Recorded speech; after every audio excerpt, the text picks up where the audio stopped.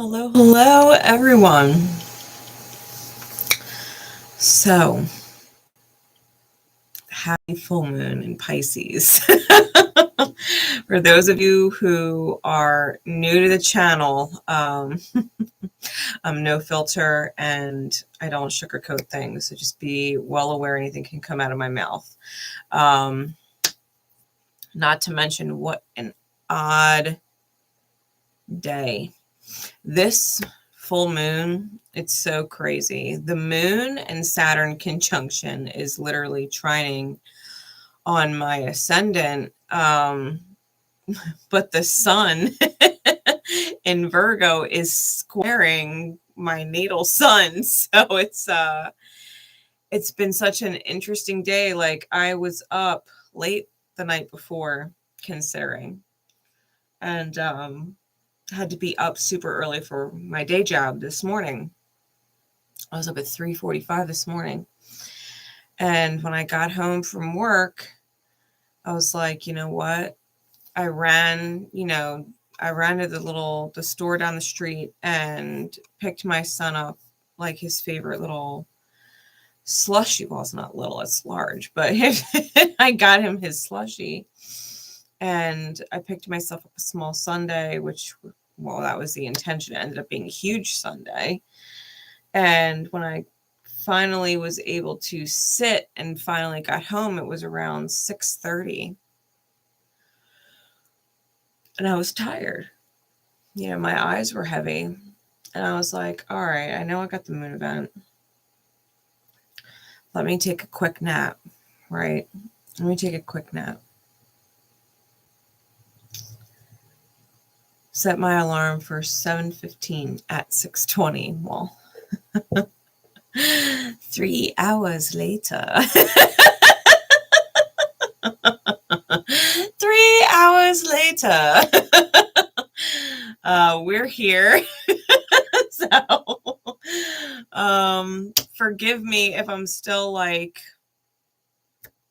grabbing my mental faculties, but you know, I guess it makes a whole lot of sense considering it's a Piscean moon, that I would even be here in between what is essentially a deep sleep state and working, right? Virgo sun.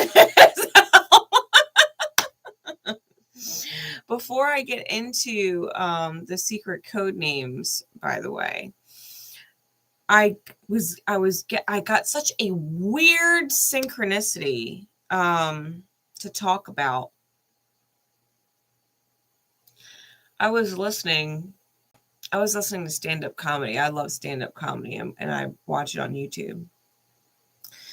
Well, I was watching John Johnson. I think that's his name. Let me double check that for you. I think that's his name.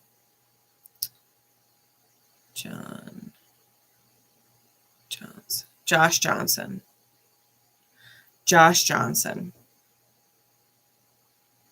I was watching a clip by Josh Johnson, and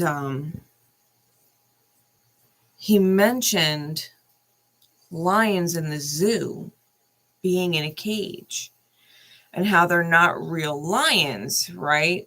That, you know, these animals are domesticated as much as they can be from the time they're very small. They're hand-fed, you know, their bowls, and like they don't hunt, you know what I mean? They're not lions. He's like, I'm not going to go to the zoo and go to see a lion that's not a lion. Like, the lion's been locked up in a cage. It's not a lion.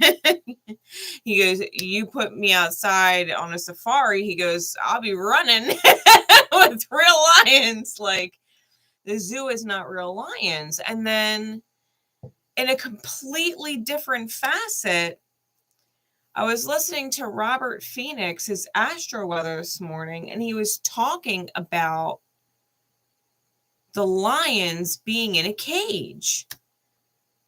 And for whatever brought it up, he wasn't actually talking about astrology yet, but he was talking about lions being in a cage. And then I'm talking to a girl at my job And she's talking about going to the zoo. And I'm like, what odd synchronicities, right? A comedian, an astrologist, and a person at my work who has nothing to do with, recorded anything on YouTube. I was like, what an odd synchronicity to get, right? The lion isn't really a lion. It's in a cage. So whatever Leo placements you have, whatever strong or significant Leo placements you have, I feel like the Taurian energy, the Uranus and Jupiter and Taurus is that squares your house, right? That squares Leo's house, is really putting it in what feels like this cage. So whatever houses it is for you, right? Those Leo Taurian houses, feel like you're in a cage. Like, for example, maybe you have Leo in the 3rd house, which would put Taurus, right, in your 12th house, which would mean your fears are so erratic and huge, right? The 12th house of Jupiter and Uranus being in there, right? Taurian energy, that the fears would be so huge and so wild, right? Because Uranus is wild.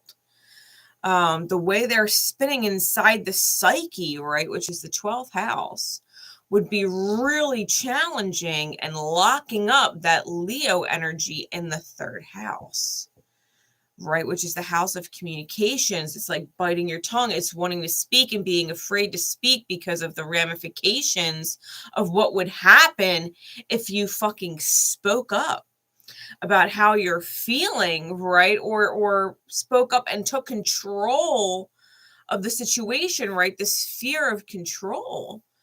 So I'm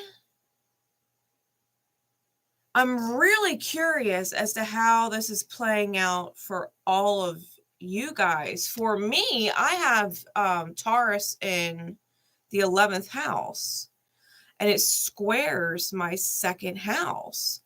And I guess I could vouch for that, right? Because my dreams, whatever my dreams are, is being completely scrunched by the world of finance, right? The world of finance and feeling like I have stuff, like the things that I possess. Like, there's a part of me that really wants to get on the fucking road and live on the road. Like, you know what I mean? So, but I can't do that. I'm confined by the different things going on in the actual world, right? In the actual world, the state of humanity, right? With the 11th house and the physical 3D world of humanity, it's really crunching my ability to live the dream that I actually want to live, right? It's a challenge. It's a challenge that, it has to be risen to. So whatever, your Taurian and Leo house, that's a big deal. It's a big deal. That synchronicity over the last 24 to 48 hours was unreal. The other things going on with this moon, this is what it looks like. I've got it pulled up on my phone here. Okay.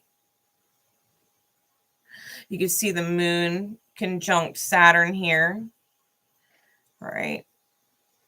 Opposing the sun. Now the sun,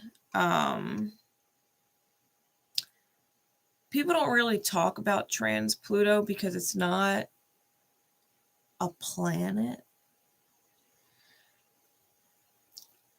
I'll put it to you this way, like Vulcan is a planetary body It's a luminary, okay? It's not a major planet like Mercury. It's not really an asteroid either. It's a luminary. And it rotates so close to the sun. It's actually closer than Mercury that it can't be seen. It's constantly being burnt out visually by the sun's shine. But we can measure its gravitational field, right? We can actually measure its presence because of its gravitational field. We can't see it, but we can measure it via gravity, and we know it's there. Trans-Pluto is the same thing. Trans-Pluto is a planetary body beyond Pluto, right? Trans-Pluto means beyond Pluto, that we cannot see, but that we can physically measure its gravitational field, okay? Trans-Pluto is this hidden, the way that I view it too, if you think about the planets and the different consciousness of the self, like we have the consciousness, the subconsciousness, and the unconsciousness. Anything before the asteroid belt, right, between the sun and the asteroid belt, that's Mercury, Venus, Earth, the moon, Mars, is conscious. Everything beyond the asteroid belt, Jupiter, Saturn, Uranus, and Neptune, is subconscious. We're aware of it, but it's a little deeper out there. It's harder for us to see. And then there's the unconscious, which Pluto calls into.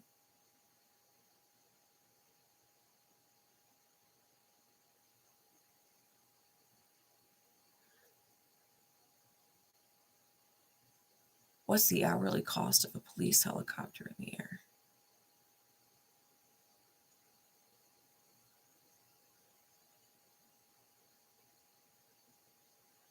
Okay, my giddy,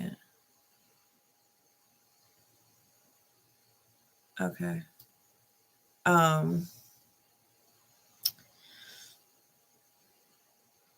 That's so, I don't understand how that's related. You're going to have to tell me how that's related to what I'm talking about.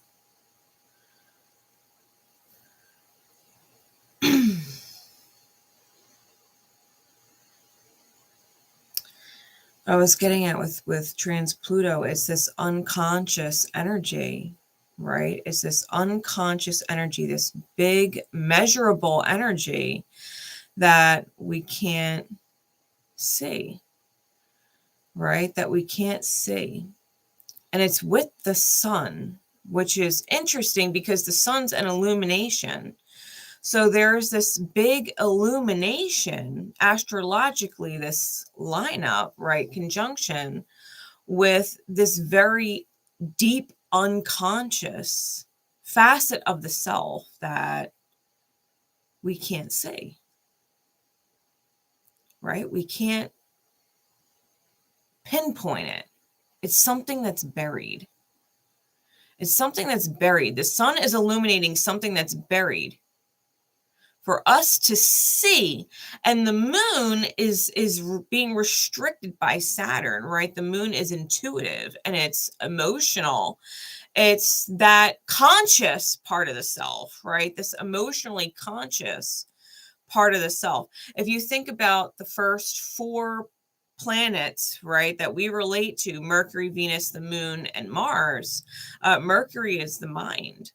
Right? Venus is kind of like, because it's originally and initially ruled by Taurus, it's kind of like that earth element. The moon is like the cups, and Mars is like the wands. This drive, this desire, this action. So we have the 4 elements, right? The 4 elements that are traditionally in Tarot within the first 4 luminaries, right? The first 4 planetary bodies. Having the moon, which is our emotions, restricted in order to see something that's buried. Like, you have to be able to take your emotions out of the equation. You have to know what you're feeling, but you can't be ruled by it. You can't be ruled by it. You can't act recklessly with Saturn there. Saturn's not fucking reckless. Saturn knows what the fuck it's doing, okay? There is a serious method to the madness with Saturn. So when our emotions are restricted and yet being felt for the pain spot that they are, because Saturn also is a pain body, what's being seen is something really deep, right? It's really deep. Because you can acknowledge what is causing the pain in the reality and take your emotional attachment away from it. And or you are really hyper aware of the emotional attachment that's causing you pain. What is the emotional attachment causing you pain? Because it's been going on for a very long time. There's patterns here. There's patterns here. Even at the moment of this full moon, Lilith is still in Virgo. She's retrograding, but she's still in Virgo, acknowledging just 3 degrees, right? 3 degrees away from trans Pluto, acknowledging where we are abandoning the self by doing things, right? Doing things, Virgo, and thinking things that aren't actually in alignment with the soul. Piscean energy, right? That's the polarity. What are you thinking that is abandoning the acknowledgement of the pain you're feeling? A great example would be being with a partner who you were completely in love with at one time, would have done anything for, would have sacrificed the world for. Maybe you did. And now you're looking at them and you're with them and you're acknowledging for the first time just how much pain this partner puts you in.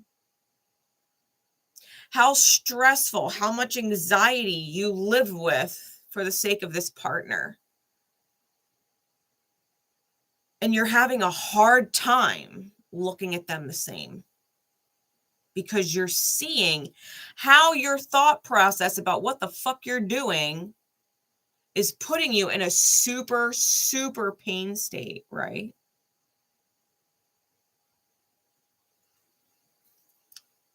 Super, super pain state.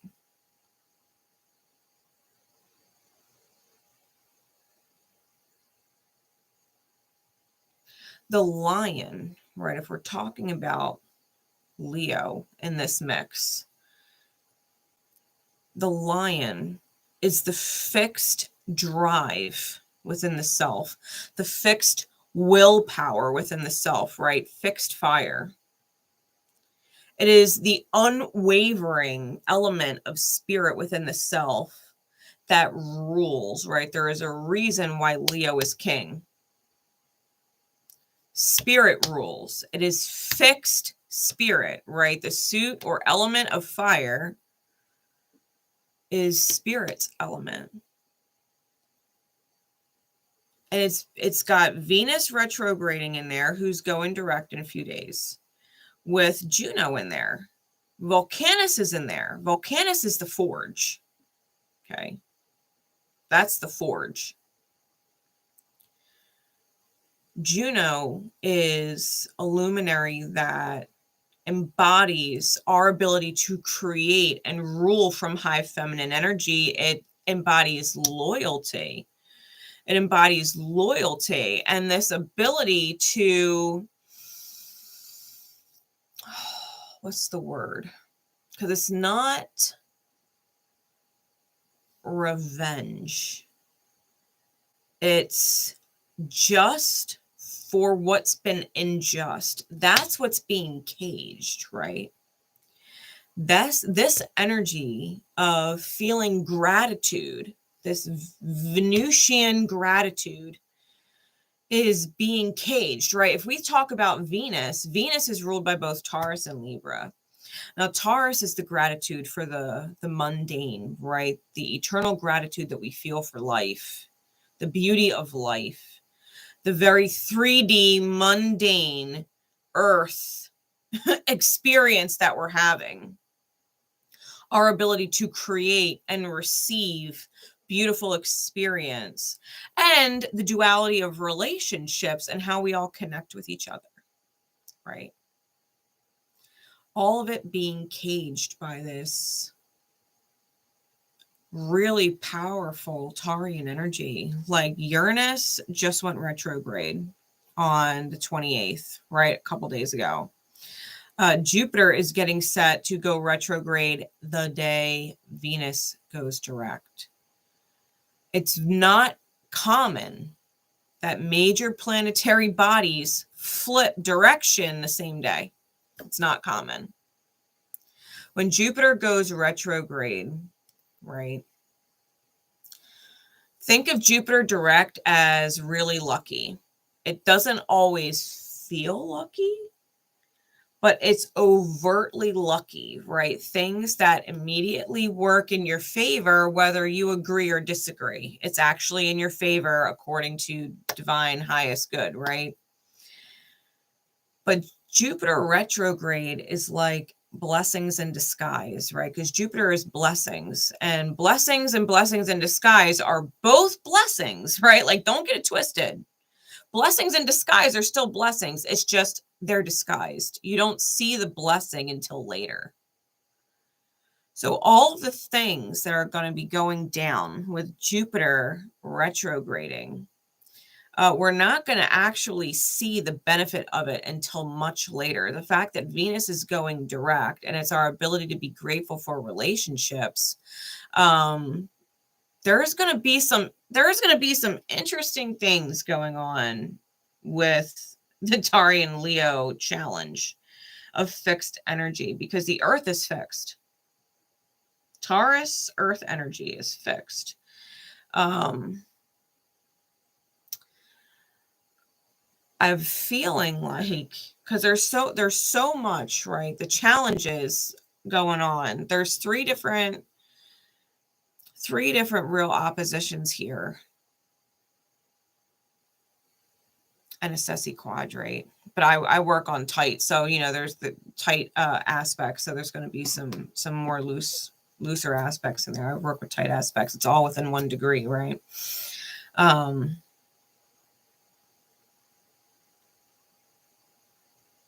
I feel like people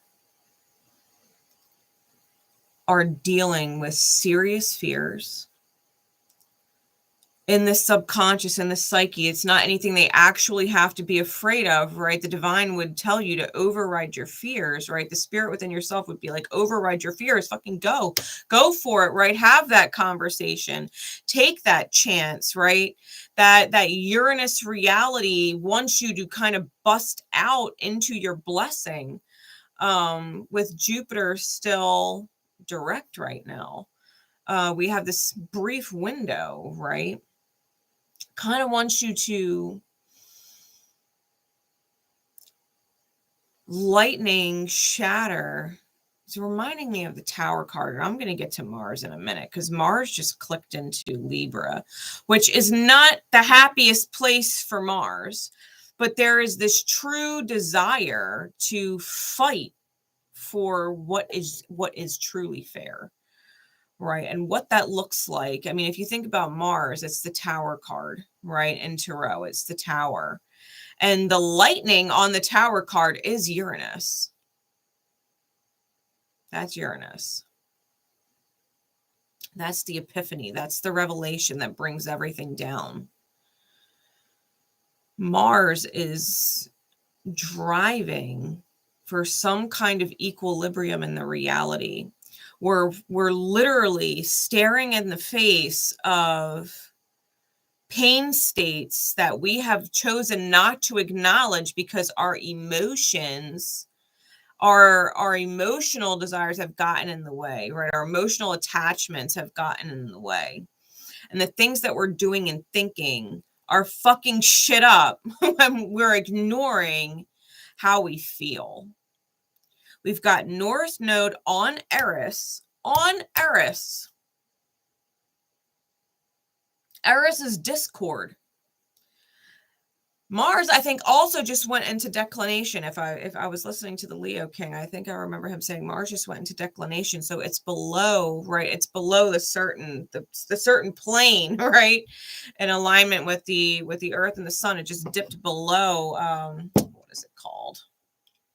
Planet is the ecliptic. It's one of those fucking planes, but it dipped below it, right? So Mars is actually moving down, right? It's going down. It's like going into the underworld of the self, right? It's below. It's not a happy place for the drive or the action or the yang of the self to be. I feel like people really do feel the cage. I think people are really feeling the cage to the point that it might literally have people feeling like they're on the brink of what is insanity, right? Especially because we have all of this mutable energy, right? We have the Neptune, Saturn, Moon in Pisces. Then we have Lilith, trans Pluto, the Sun, Mercury retrograding, and Pallas in Virgo. It's mutable energy. Given the Sagittarian and Geminian polarity is completely absent. It's completely absent. All of this major polarity, this mutable polarity going on is between Pisces and Virgo.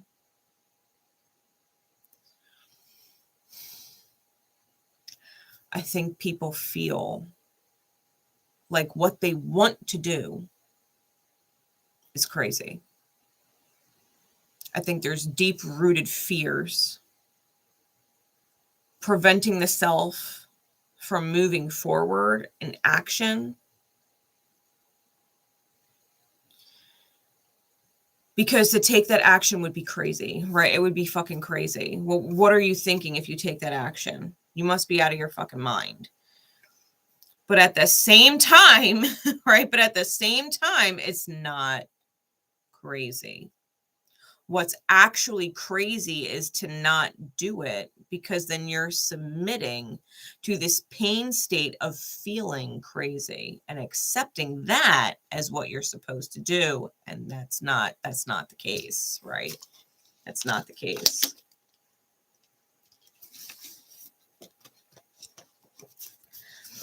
What's crazy is Pluto is still in this loose T-square with the nodes of fate, right?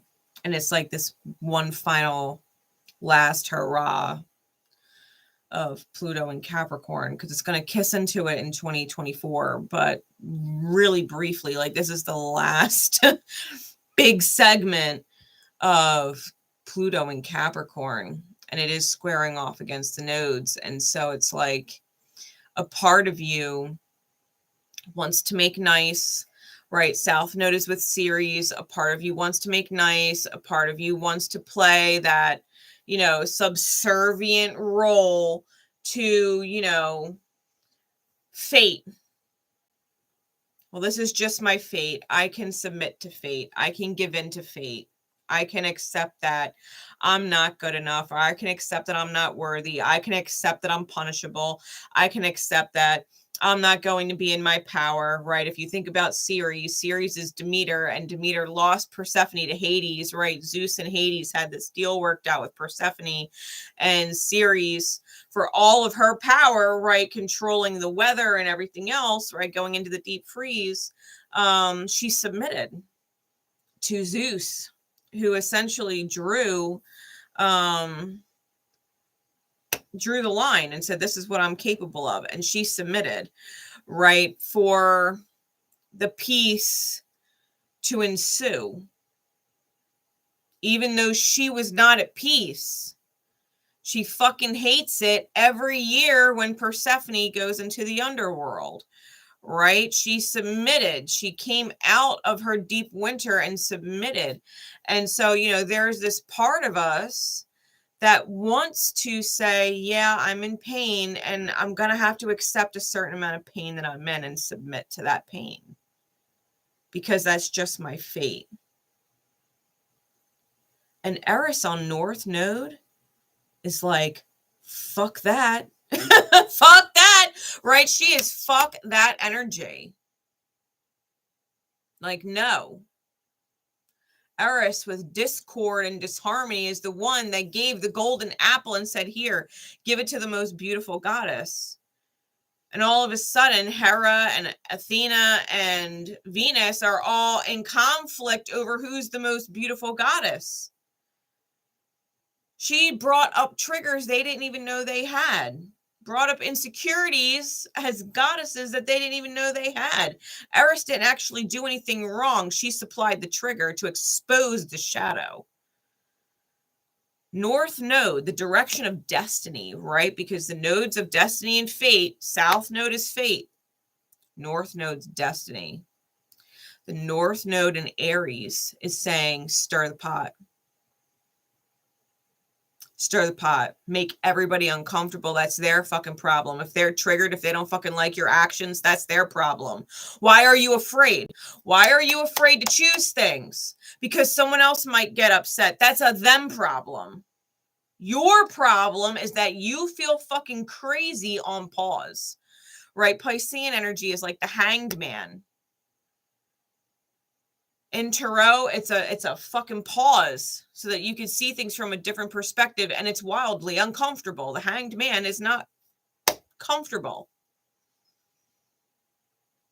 How would you like to just hang upside down, right? Blood rush to the head, like hanging from your fucking feet. It would not be comfortable. Why are you giving up your destiny and submitting to fate when you're in control of the choice? If you want to leave an unhappy partnership because no matter how much you've invested in it, no matter how much you loved it at one point, it's fucking painful and the acknowledgement can't be unacknowledged, you want to be out.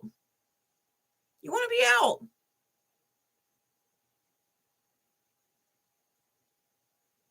Well, what is your partner going to think? What are your kids going to think? What is your family going to think? It don't fucking matter. It don't fucking matter. Maybe you truly desire someone, but if you went after said someone, other people might get upset. Maybe other people also like said someone, right? Maybe you and your friend or you and whoever have a crush on the same person. And you don't want to go after that person because so-and-so likes that person and you're close with them. But you're literally submitting to what you don't want by not going after them. Not going after the person that you want just because so-and-so wants them, but the person that you and so-and-so want doesn't actually want so-and-so. Maybe they do want you.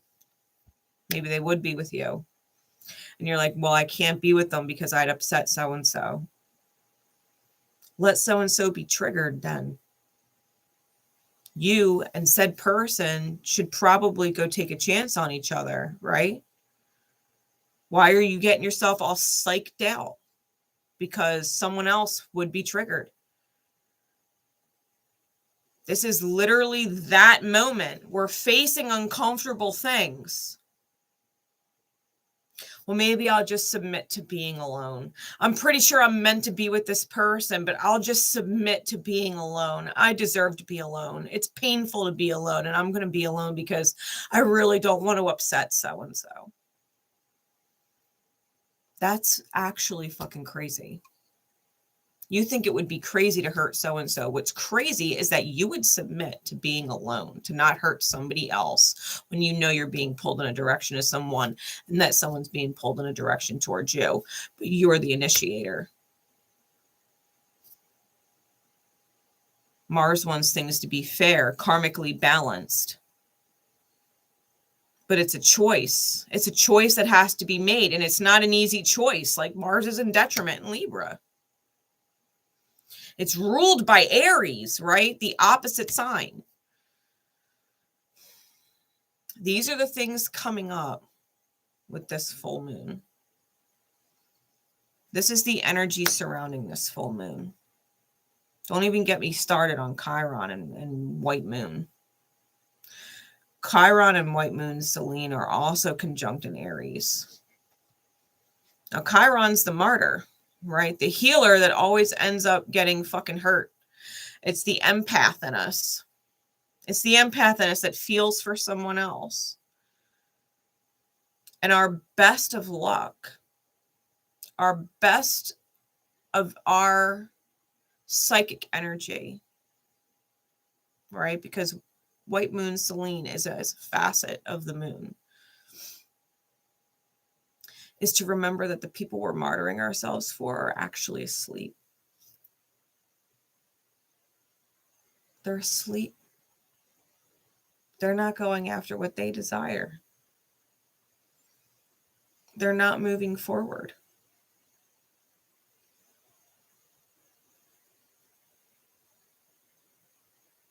Like if you go back to the example I was using about like the two friends that like the same person, and you won't, go after said person because of your friend so-and-so. Maybe so-and-so never told the person that they like them, that they want to be with them. And the person never told so-and-so, like, listen, like, you're a really nice person, but I don't really want to be with you like that. You're not for me. And so-and-so is not moving on from their infatuation or their liking of this person because they're stuck in the fantasy of this person instead of just making the move and getting hit with the reality, I have to move forward. So-and-so, this person that I like doesn't like so-and-so.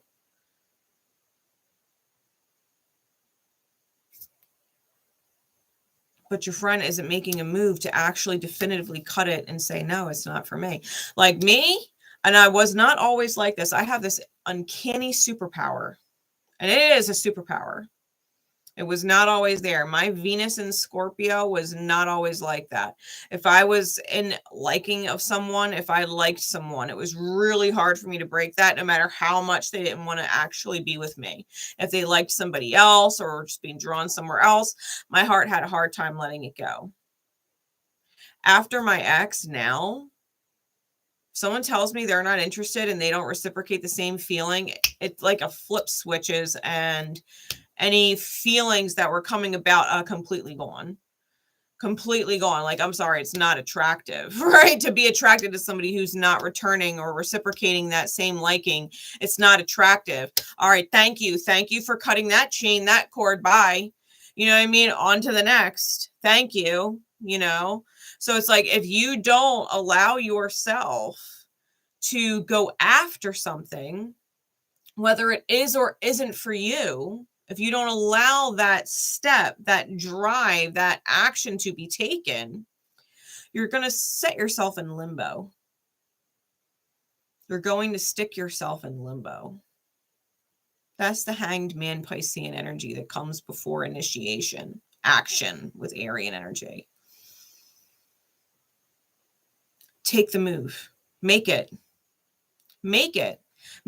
Because the worst case scenario is you realize it's not in alignment and you can move in a direction that is. Otherwise, you're just sitting stuck. This is what is going on. This polarity with Pisces. How can you move forward? How can you move on if you're stuck on something? You can't.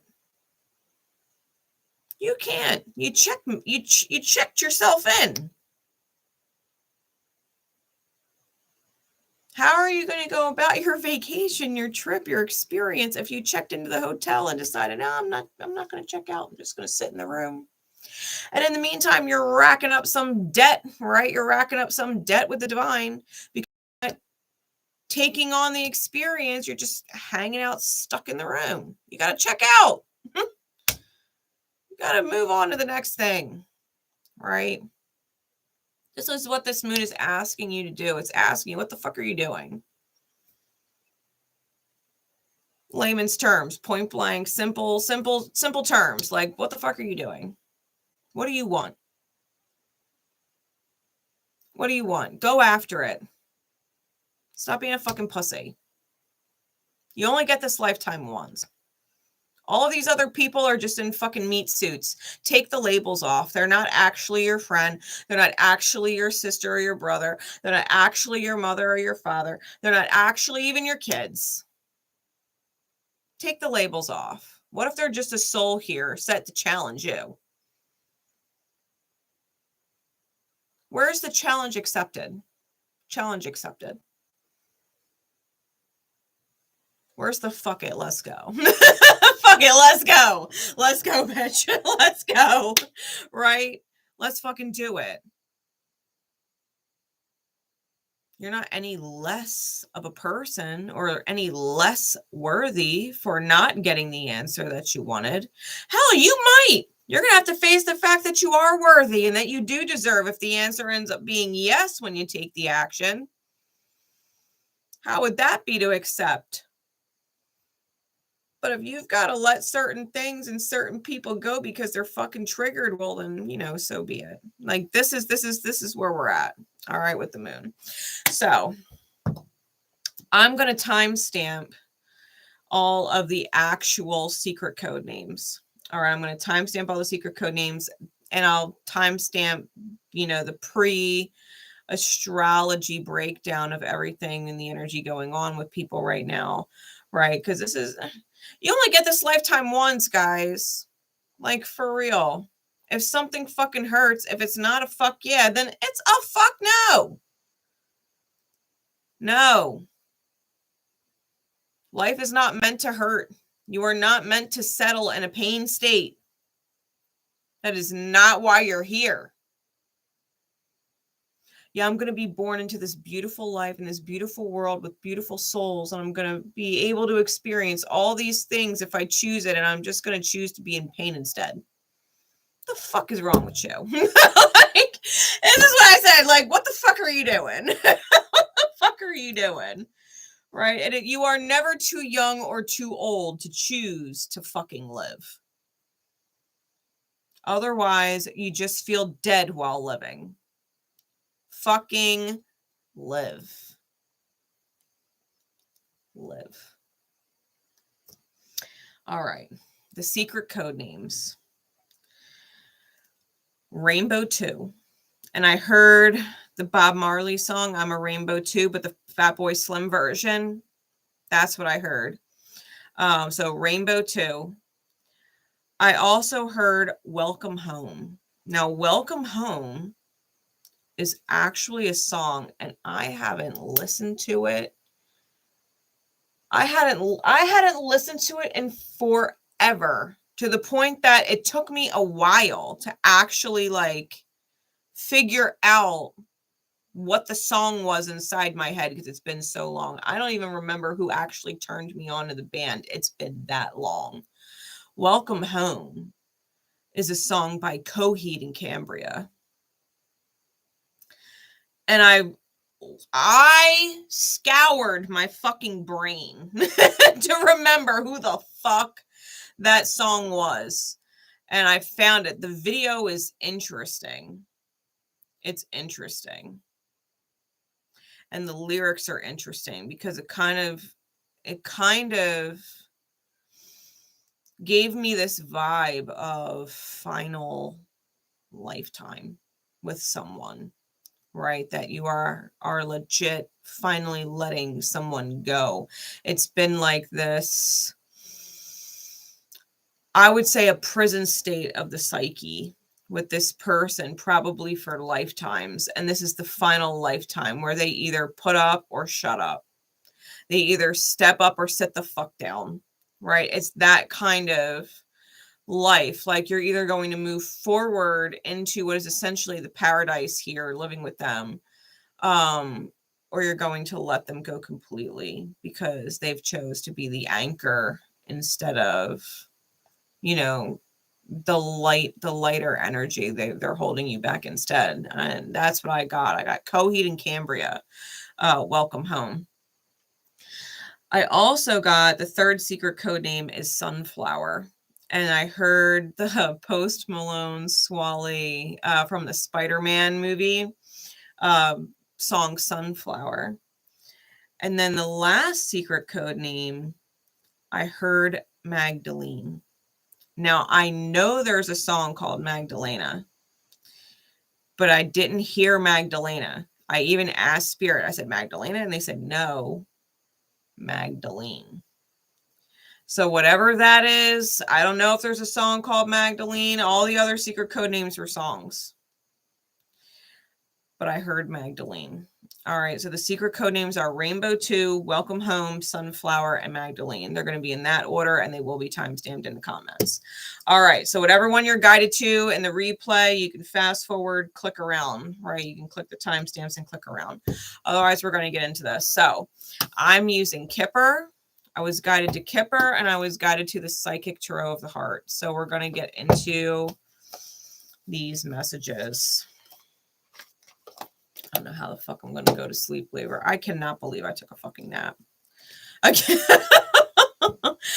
cannot believe I took a fucking 3-hour nap. Like, what? I still have to wake up at 3:45 in the morning. It's 10:40 right now. Like, what the fuck? What the fuck? I was literally going off to like, there ain't no fucking way you're going to pull me out of work early tomorrow. You're not sending me home early on vacation. Like, no. And now I'm like, I don't know, man. Like, if I don't go back to sleep, I might be begging to leave early. Fuck. For real. My God. Fucking full moon. Fuck. All right. All right. Rainbow 2. Here we go. Timestamp. Okay. Spirit, we're saying goodbye to the illusion. The illusion is the pain that we're submitting to, right? That is the big illusion. The pain that we're submitting to that we don't actually need to submit to. So, what is it?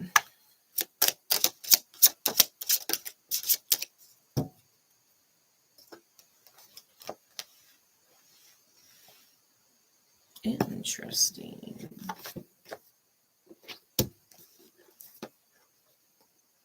Give me some clarities on it, please.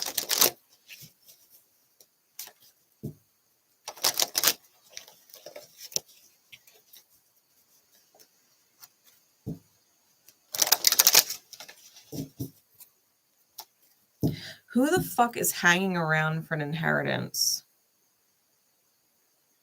Because this is what that looks like to me. We've got thief, sudden wealth, and official person.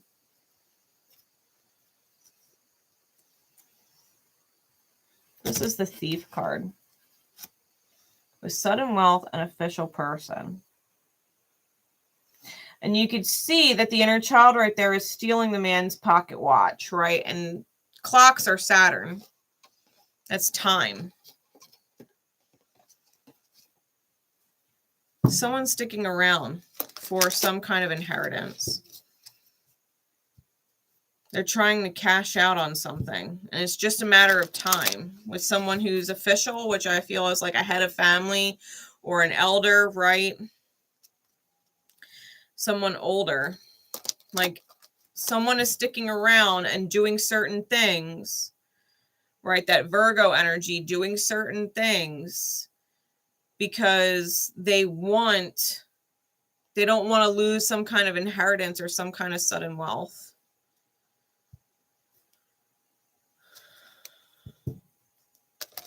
But dealing with it's painful.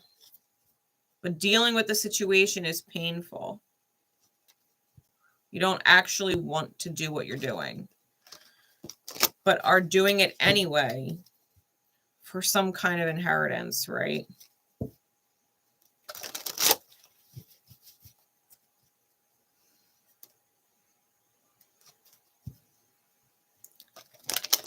Like, think about that with the lyrics of Rainbow too. Like, to the rescue, here I am, want you to know, ya. I'm a rainbow too, right? It's like your energy is so light and so bright, and that's the way you're coming off. Like, here I am, like, to the rescue, here I am. Like, see, I'm a rainbow, like, I'm the bright light. And at the end of the rainbow, there's a pot of gold. At the end of the rainbow, right? There's a pot of gold. It's like you're trying to be this rainbow to obtain whatever the wealth is. Let's just call a spade a spade. Because if you've been fighting that reality, like, you might want to accept that that's the reality and that's what you're doing. Like, maybe you've convinced yourself that you're a really good person and you're doing it because you're a good person and blah, blah, blah. And that's fine if you want to convince yourself of that. But it doesn't mean you're not a good person for doing it for a different reason. You're still a good person. Maybe you legitimately care about this official person. Maybe you do really care about them. But you wouldn't be dealing with them if it wasn't for the wealth attached. So let's call a spade a spade. You're not a good person, but you're not doing it for the reason that you've been convincing yourself of. And that's why it's painful. You might want to acknowledge the fact that you're letting yourself be a good person to this person for the fucking reason of you deserve the cash out. Let's acknowledge that. If you deserve the cash out, then you deserve the cash out. And you're doing what you're doing, being a good person for this person because you fucking deserve it. You're not a martyr. You're not a martyr for this person. You're not doing all this for this person because they're in so much pain. And if it wasn't for you, they would be in some horrible, horrible place. You're not a martyr. You're getting something out of it. It's a trade. It's a fair trade. So stop judging yourself. Call it for what it is. That's why you're sticking around.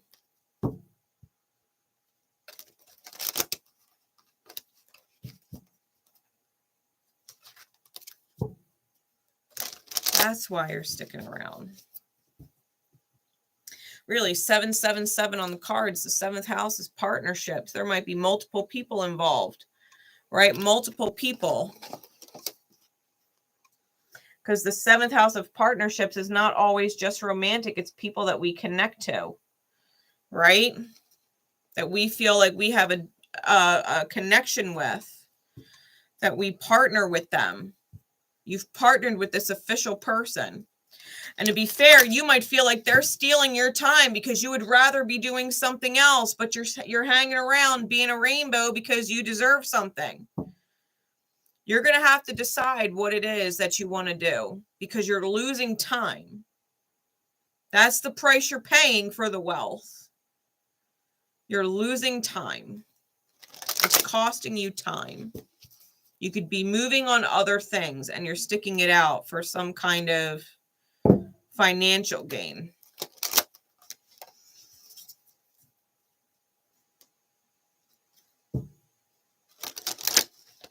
You're sticking it out for some kind of financial gain, but you're losing time. That's the trade-off.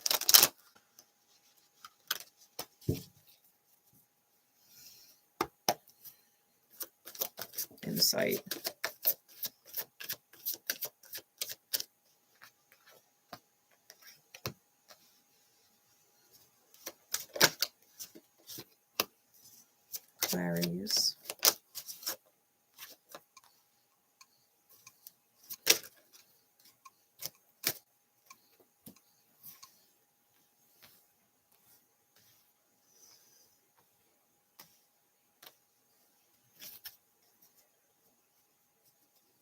Yeah, sacred soulmate healing. You're trying to control the situation. This is you trying to be in control. Let's call a spade a spade. This is your own controlling nature. Your heart wants to heal. Six of Cups, your heart wants to heal. Or is that, yeah. No, that's a six. I think that's the Six of Swords. I think green in this deck is Cups. Yeah, that's the Six of Swords. You want to move forward. Underlying energy, like you want to move forward. I don't think you actually want to deal with this official person. I think you're very aware of the fact and feel the fact that you're losing time.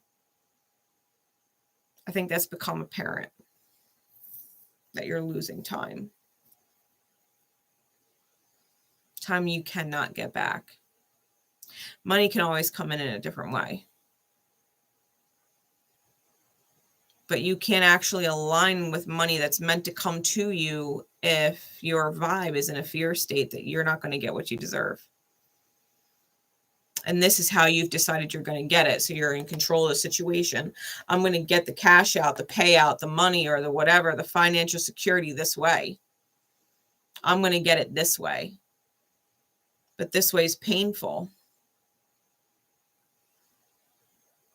Like, what if Spirit was waiting on you to leave said person, leave said painful situation to release control, and then you hit the lottery? Like, what if?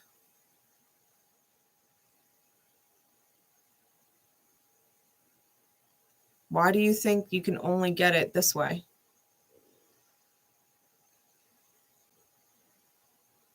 Think about that. You want to move forward and heal, but you've got your head, your eyes down, right? Your eyes are down. It's like you're ignoring what it is you're actually doing, trying to control the situation. No, I'm not trying to control. I'm not trying to control it. I'm not trying to control my outcome. I'm not trying to control my fate. Yes, you are. Yes, you are.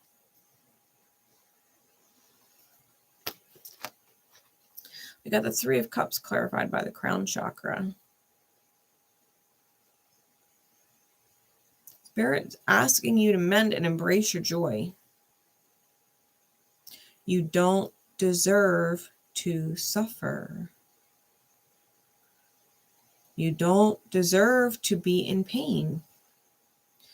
No, it's my fate. I chose this path to suffer, and that's what I'm choosing. Spirit was like, no, you didn't. You were always meant, right? Whoever this third party is, or these three people, right? I was talking about 777. Whoever it is, like, I think you were always meant to mend and tell yourself that you're worth more than that, because that whole situation brings pain. Whatever the situation is that you resonated to this reading, it's your reading. You've settled for pain somewhere, trying to control it. You were meant to mend your heart and connect with Spirit and let Spirit guide you to joy and fulfillment, that you're worthy of that, but you're choosing pain. That's what you're choosing. Like, we're calling spade a spade. We're saying goodbye to the illusion, right? That's the theme of these readings.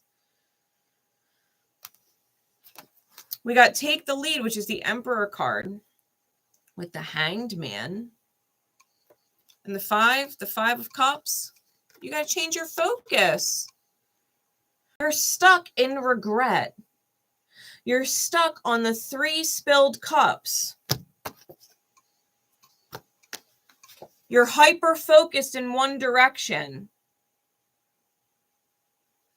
You got all this fog, right? You're only seeing one way, and there's all this fog. The fog is the Hanged Man. You're stuck on suffering. And Spirit's asking you to take the lead, your Emperor energy. Take the lead. This is the Aryan energy. That fuck what people think. That era stir the pot. If they're triggered, that's their fucking problem. That's what this is. If they don't fucking like that the rainbow went away, well, the rainbow went away. The rainbow is not there permanently in the sky forever. Just a beautiful rainbow, permanent forever in the sky. No, the rainbow is there for a very brief period of time. It's gorgeous. Everybody stops to admire the rainbow, and then the rainbow is gone. It's got somewhere else to be.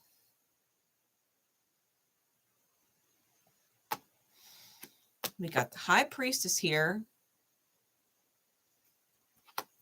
Clarified by two more major arcana, the Tower and the Hermit.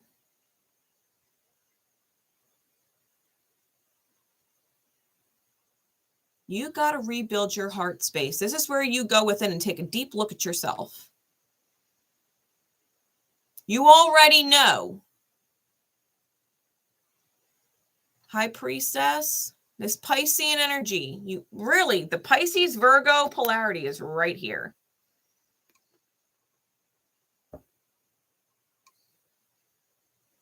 Your intuition is telling you to take a good look at yourself. You got to rebuild your heart space. What are you doing?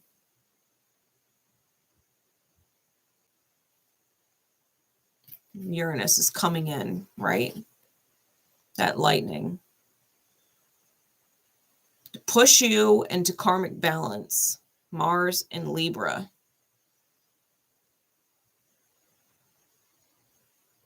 Take the lead.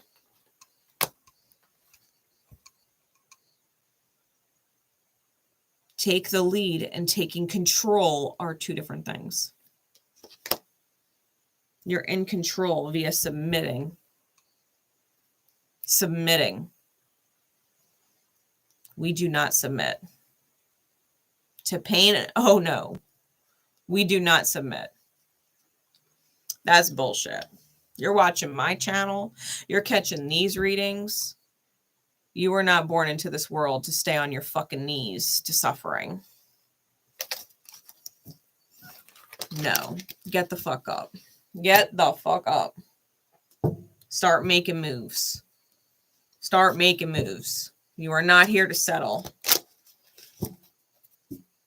Let's call a spade a spade. You're settling. You're settling for control. You don't want to give it up. And that's fine. Just know that if you're suffering, you chose it. You're not martyring yourself. It's not honorable. You're trading off time and joy for money.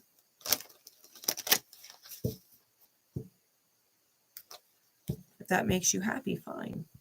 But acknowledge that it's making you happy. It's not causing you pain. What would really fucking hurt is if you spent all that time and it was not given to you whatever wealth you're looking to get anyway.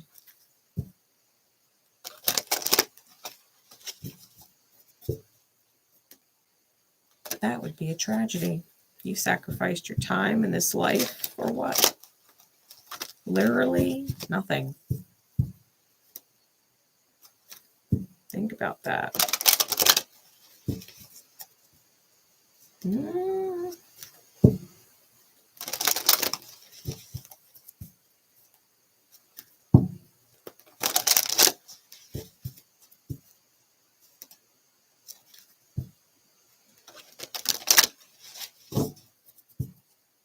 I would expand your eye to what inheritance is. Because it could quite literally be an inheritance, like the way we view it. And it could be an inheritance that you would be getting from spirit, and maybe you're sacrificing it for other things. Or you're actually sacrificing that wealth, that influx, that abundance, wasting time, right? But those are the 3 cards that came out. And I do feel like whatever this is, the actual inheritance is in leaving whatever it is that's robbing your time. That's the bottom line. That's the bottom line. That's definitely the energy. I think you're robbing yourself. With the Thief card, there's no other way for me to read that. Someone's stealing your time.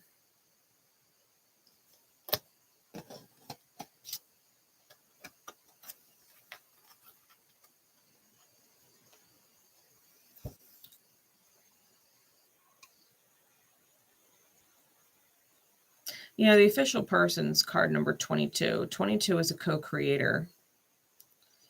You know, so when we co-create with spirit, which is what that is, co-create with the divine, the 11 comes from mastery.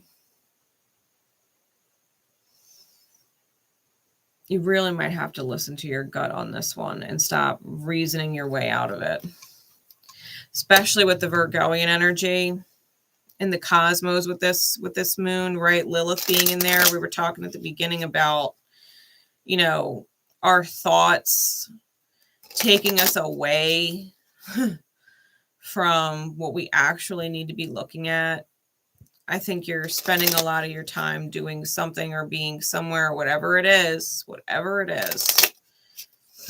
and you're robbing yourself. And that's it. Like, you'll know where you'll immediately know wherever you're spending your time that you're feeling robbed of your actual time.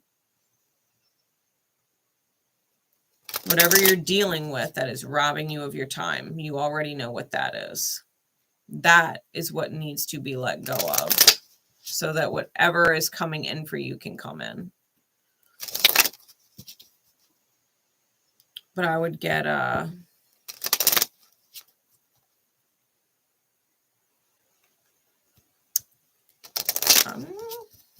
spirits. I think I was more accurate with the initial reading, to be fair. Spirit's kind of letting me know that there's something else going on.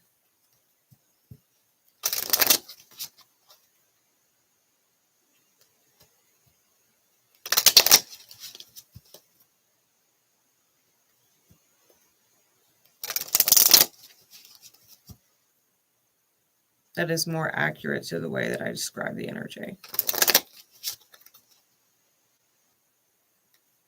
Maybe metaphorically speaking, but it's more accurate.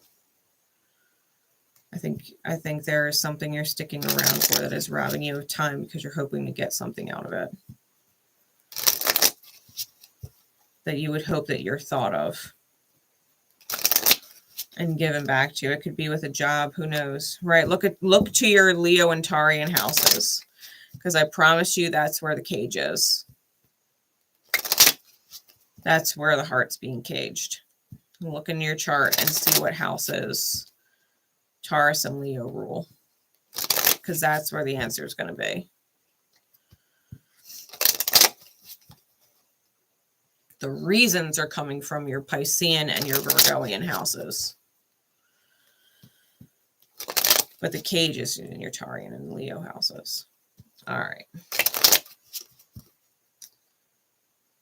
Continuing. We're doing Welcome Home. Welcome Home.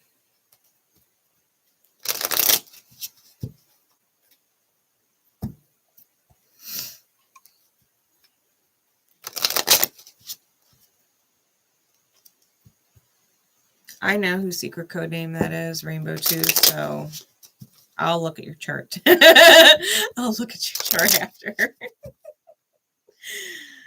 All right. Welcome home. Oh, real quick. I feel like there's more in here.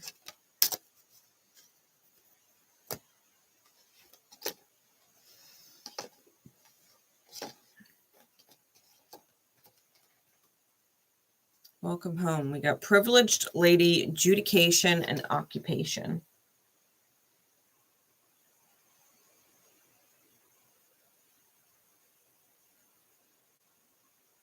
Those are the three main cards.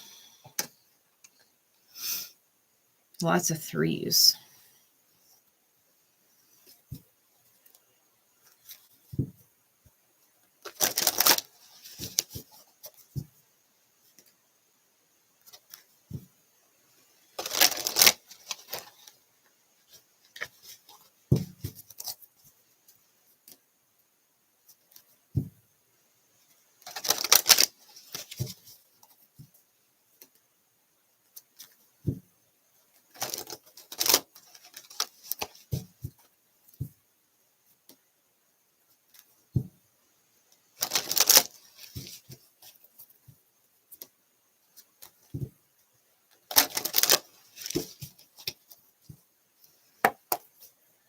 It's interesting cards. I got the Three of Wands, the heart chakra,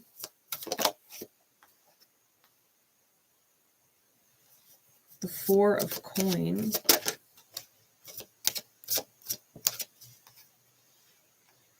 the Emperor, the solar plexus,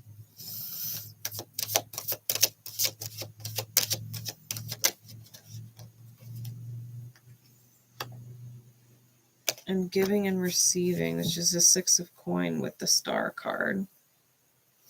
I want you to see something, right? These cards here. The 12 breaks down to a 3. Then we've got 3, 0, and 3, 4. Right? Then we've got the Three of Wands clarified by the Emperor. 3, 4. Then we've got the heart chakra clarified by the solar plexus chakra. 3, 4. We also got the Four of Coin, right?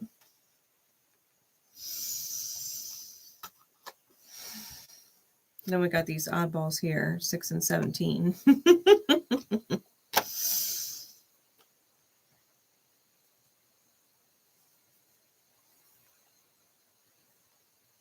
Yeah, lots of 3s and lots of 4s.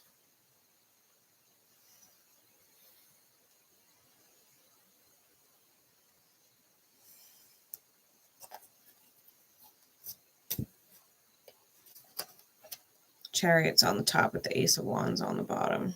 1 and 7. So you also have 7s, obviously 3, 4s. You got 7s out here as well. So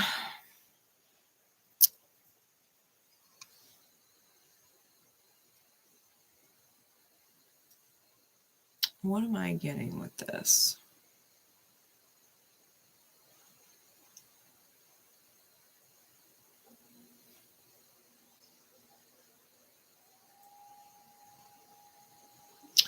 I think with privileged lady and occupation,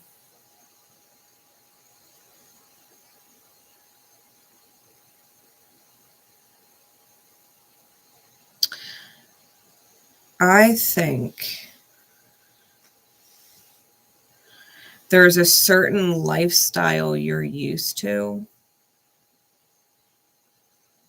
that whatever you do for a living makes possible, right? Your income based on your occupation allows you to live a certain lifestyle. It gives you certain quote unquote privileges.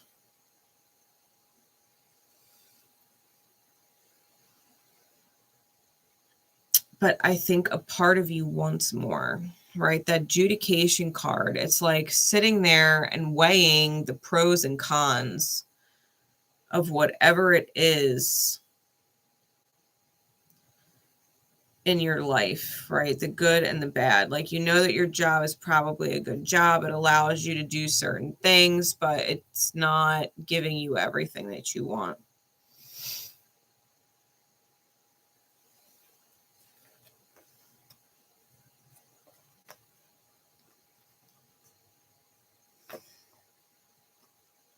I think that there's a chance you might be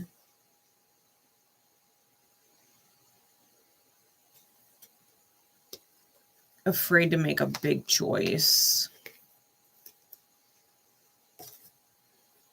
towards your own stabilities, towards your own joy. But it involves closing a chapter. You might have to truly look at the horizon and take the lead on really loving yourself and investing in yourself, right? That courage. The heart chakra being clarified by the solar plexus chakra. I think you're holding on with the Four of Coin.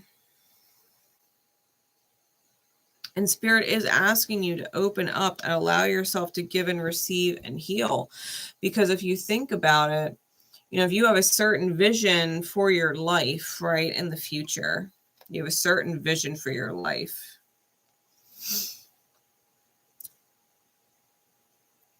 Can you achieve that vision doing what you're doing? Or would something have to change in order for you to get that dream? I think you have to face the reality, right? That even though the reality is good, it's not the dream though. Right? It's not the dream though.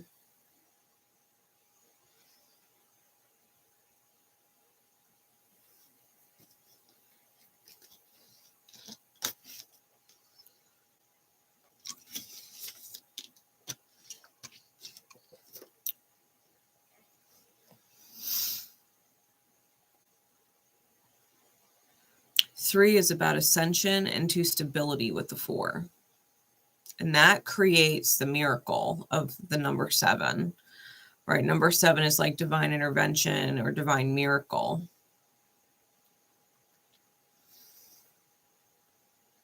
I think you've got to allow yourself to ascend if you want the stability that you picture.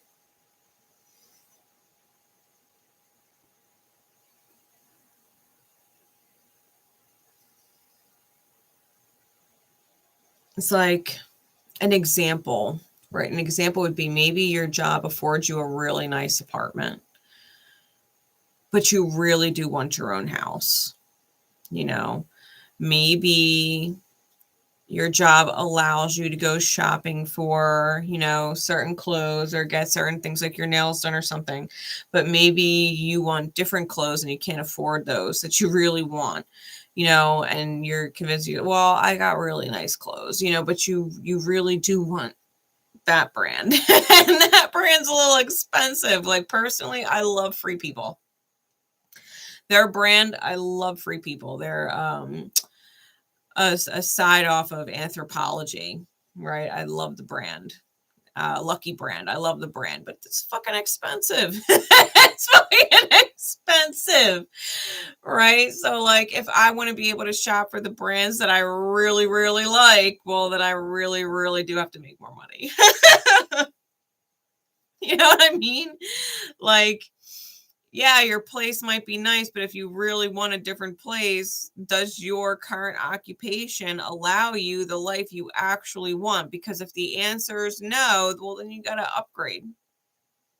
Then you kind of have to take the lead and go for it, right? Then you might have to apply for a different position within your job, or you might have to ask for a raise or apply to a different company that is willing to pay you what you're worth, or go into a different position with your expertise and experience somewhere else.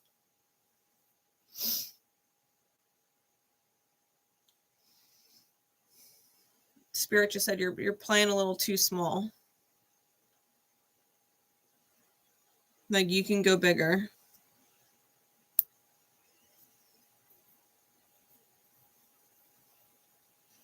You can go bigger.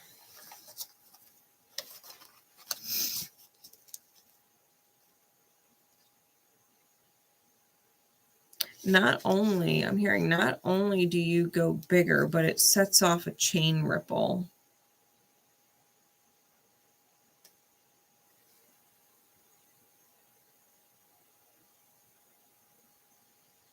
It has that kind of domino effect. with other people.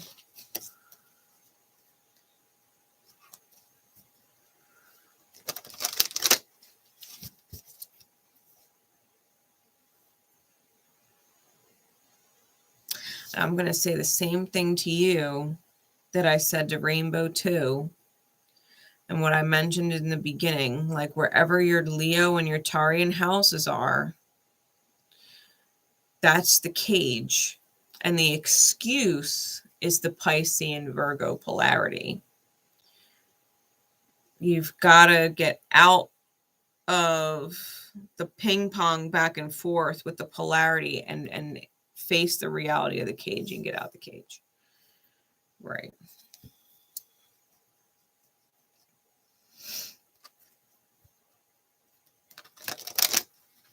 Also, make sure you are not spending beyond your means. Like you might want a certain lifestyle, but might not be earning for that lifestyle. Like you might really like expensive brands, but can't actually, it's not realistically in your fucking budget.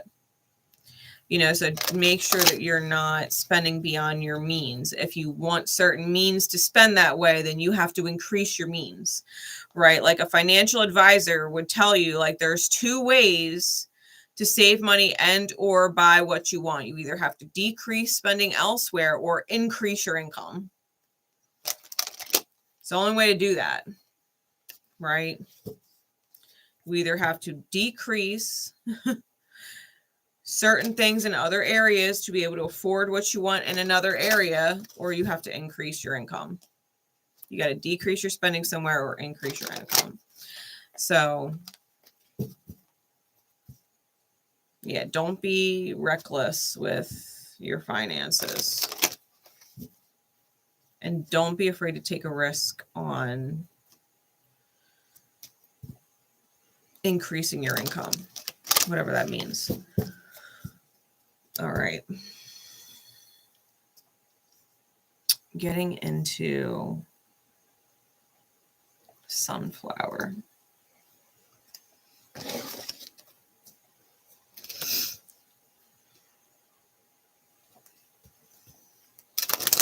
Getting into secret code name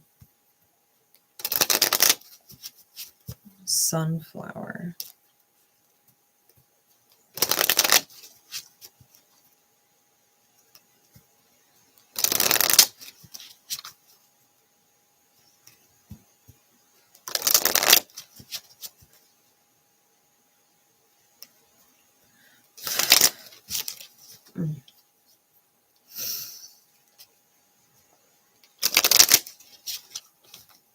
Okay, what is going on? My nose is itchy. All of a sudden, my nose is like itchy. I'm sorry. All right. We got the Thief card out again.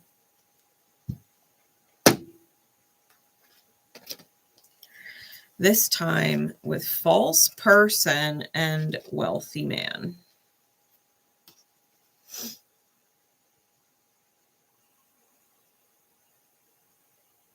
You might literally be talking to someone who is fairly well off or very stable on their own.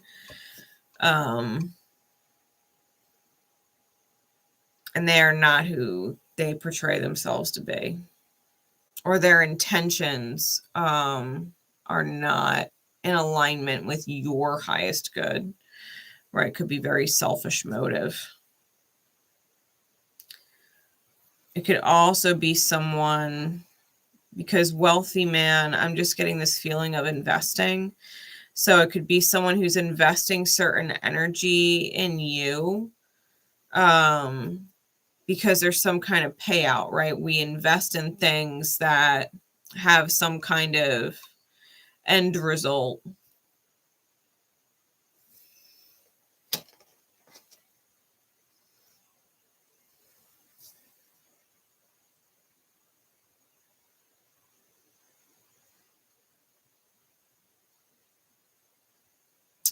Now it's interesting because this is obviously old school, whatever this is, but the little glass case here reminds me of Beauty and the Beast, right? Where Beast has the rose inside the glass. But this one has gears. Obviously, it's printing out some kind of ticker tape. I'm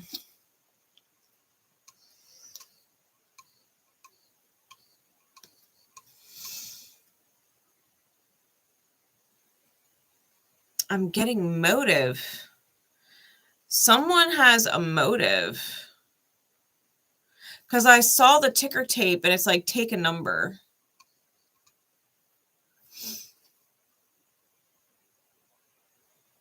It's interesting. I forget who it was, but there was someone who mentioned at some point that if a man has their hand in their pocket when they're talking to you, or they've got like their thumb on their belt loop or something, they actually have a secret like sexual agenda with you. And I was just drawn to the fact that he's got his hand in his pocket, and that's what tipped my memory. You might have someone who was with you for purely sexual reasons, okay? Or someone who is talking with you or flirting with you or showing interest in you, and their interest is purely sexual, but they're not coming off that way. That's hidden, right? That's hidden.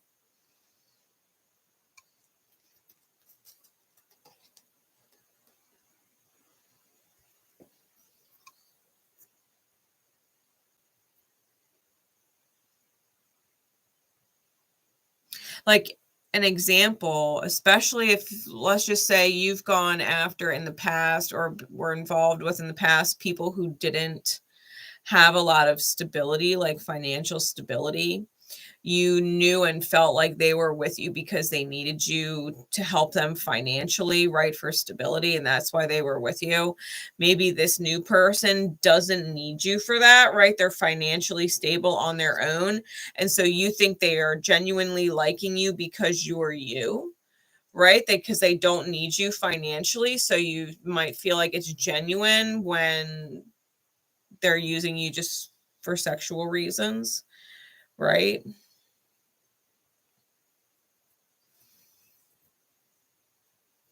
Which would suck because obviously it breaks your old pattern, but yet it's still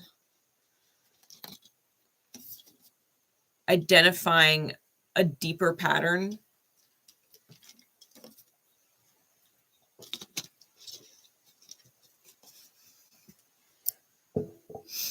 Because in both situations, you would be taken advantage of, right?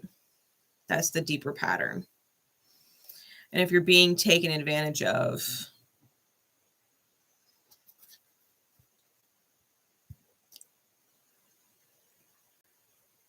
I mean, that's the kind of light you're going to have to shine in that dark place.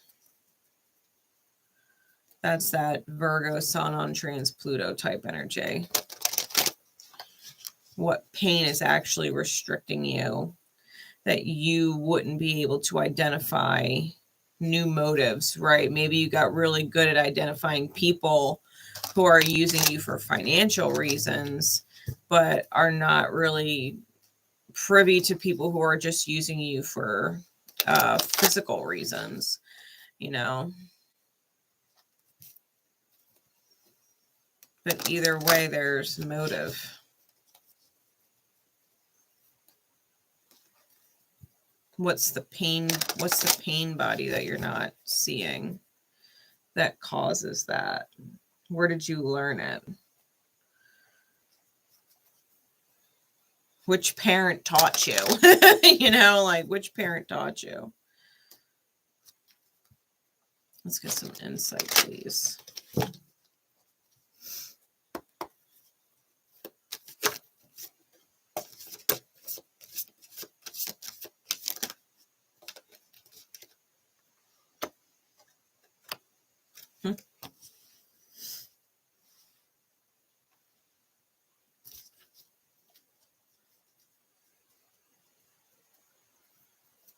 Change your focus is on the bottom.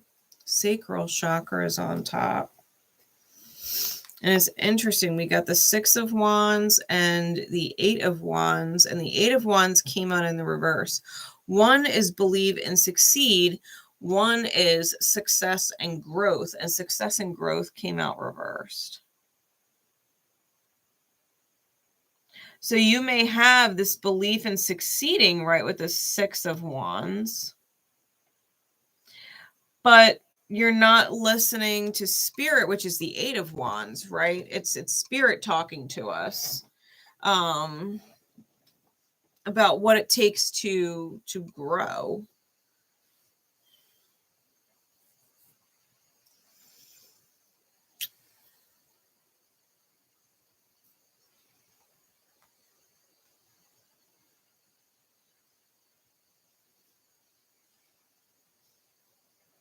Really, and that Ace of Wands is desire and drive, which is sometimes associated with sexual energy. It's almost like you're convincing yourself that something can grow and succeed over time, but your intuition is like, but nah. You know, like your mind might be in belief and success mindset, right? You're in the vibration of success and believing in growth, but whoever you're connecting to isn't. And it's like you're trying to convince yourself, or maybe you have a pattern, right, of believing in the success of something and making it happen, right? That's the contract, the Three of Coins. But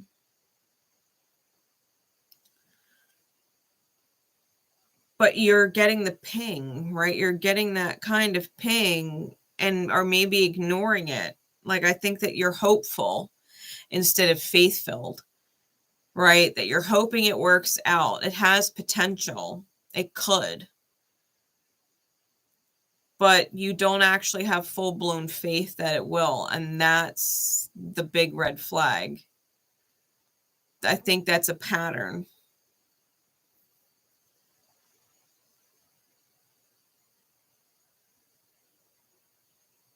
Like Sunflower, like crash at my place, baby, you're a wreck. Like, it's like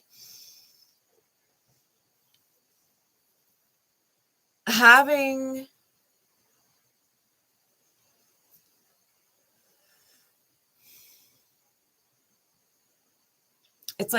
a drama pattern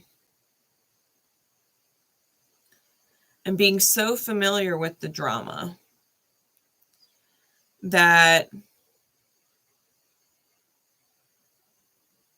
you believe if you work at it, the drama will go away. The hard will go away. It'll stable out. When I think you really need to focus on something stable to begin with.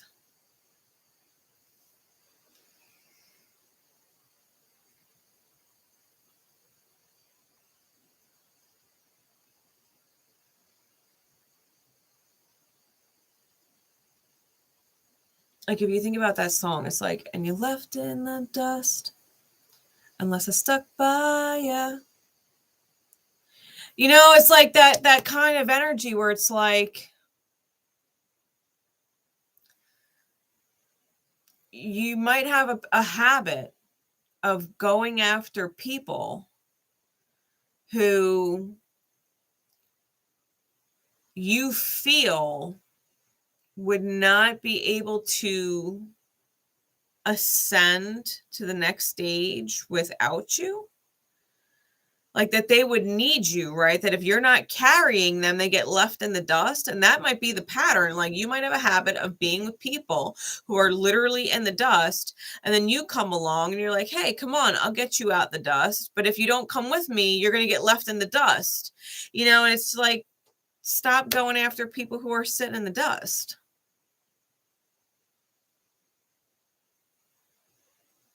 Find people on the move forward like you know, and don't be with someone who, if they were to leave or they were to move on, that you would be left in the dust, right? That you wouldn't pair yourself up with someone who is on a different trajectory. Like you gotta really feel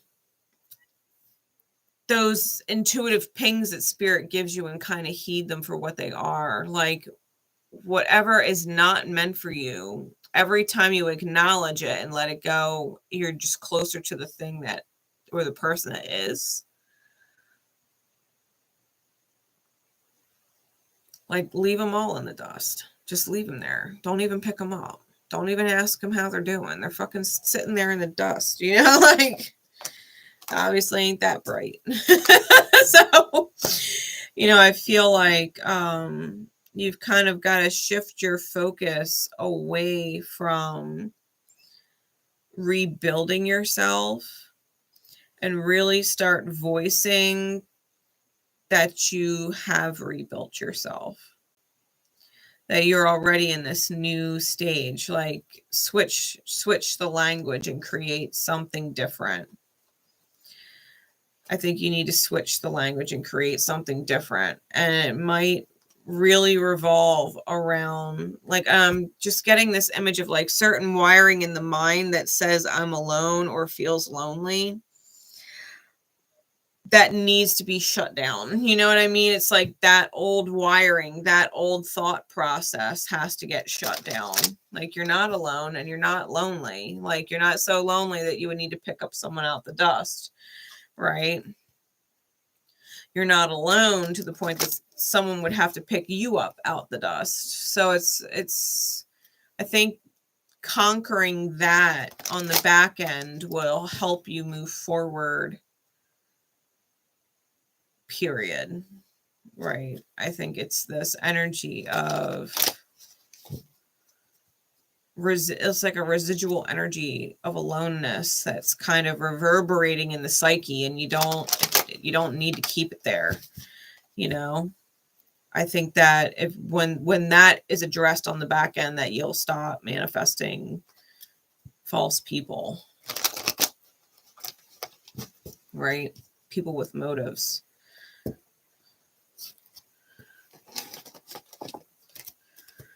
All right.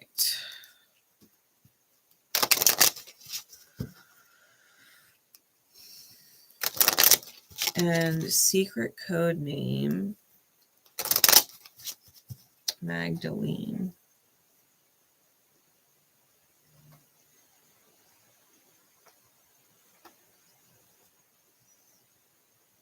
Secret code name, Magdalene.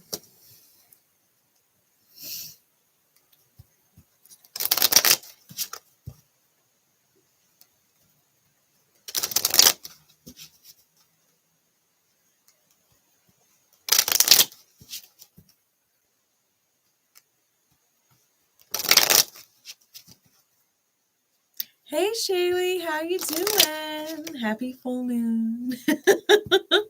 I'm good. How you doing? All right, secret code name Magdalene.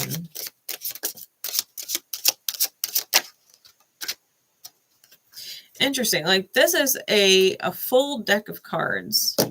I cannot believe that we've gotten this many repeating cards. We got great fortune, occupation, and official person. Good.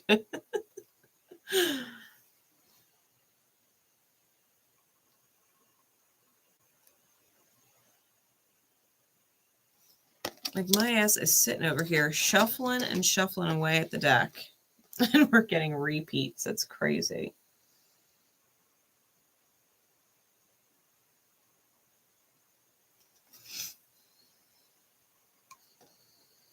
And yet they're all coming out in super different ways, which is so odd. So fortune, great fortune with occupation and official person.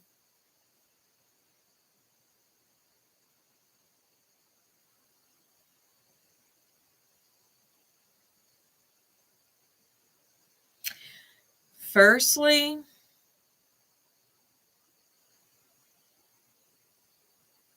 I feel like someone sees or is acknowledging the work that you do. The amount of time that you put in to do what you do the way you do it. Like, even if they haven't acknowledged it outright, I think they're really proud of the work that you do. And that could literally be in your occupation. That could also be someone important in your life, like a father figure or someone who you admire who is really proud of you. Okay.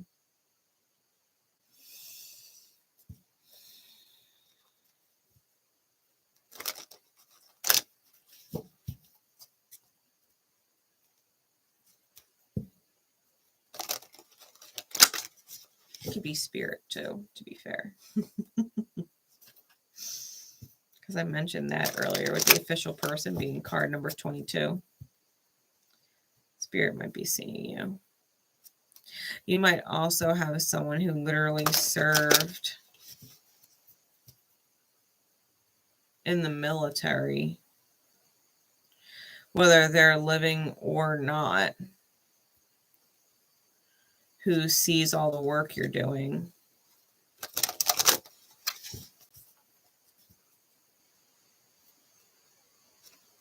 Sees how hard you're working at life.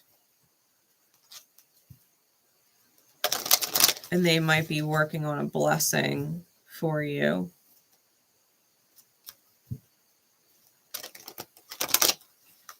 Really, I don't know if you had a grandfather that served or someone who's passed away, but I'm getting, like, whoever is reading this as and whoever resonates to it, like, there's, bottom line, someone who sees the work you're doing and the kind of time and energy you're putting into it, and they know that you're worthy of a blessing. Okay. Let's see.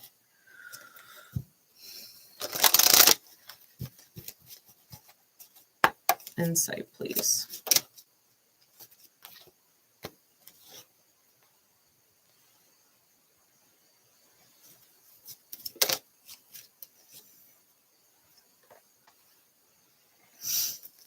Clarities.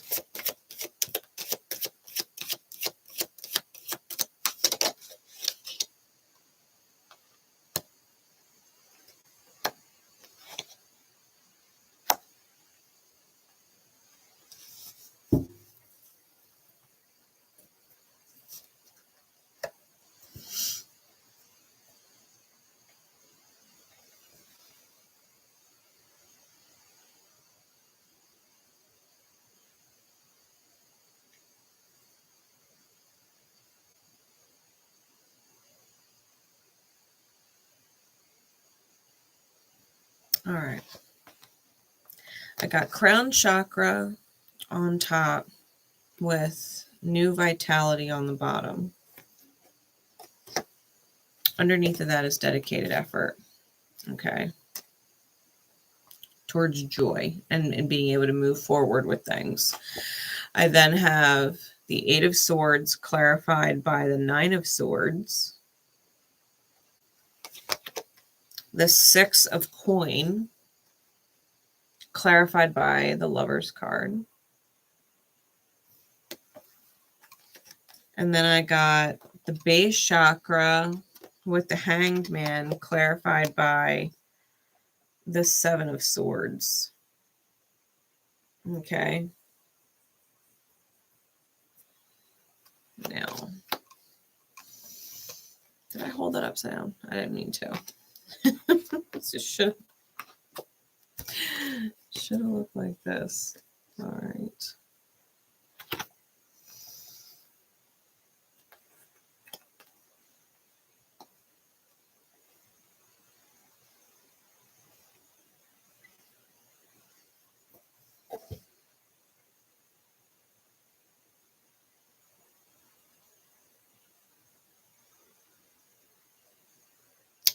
I think you feel And I know that spirit argues with you over this because a part of you feels like it's never going to come. It's never going to happen. Whatever that is. It's never going to come. It's never going to happen. It's a hopeless, helpless feeling, right? That you put in all of this energy and all this effort and all of this healing and all of this, inner work, outer work, and it's never enough and you're just never going to get what you want. I think that you have a real fear that you'll never actually truly stabilize and or find love or make the right choices or have the right options to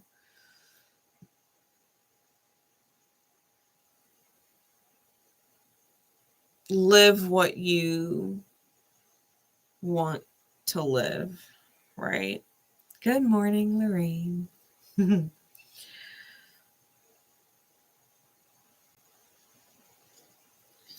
I feel like something's going to happen. I think if you make an effort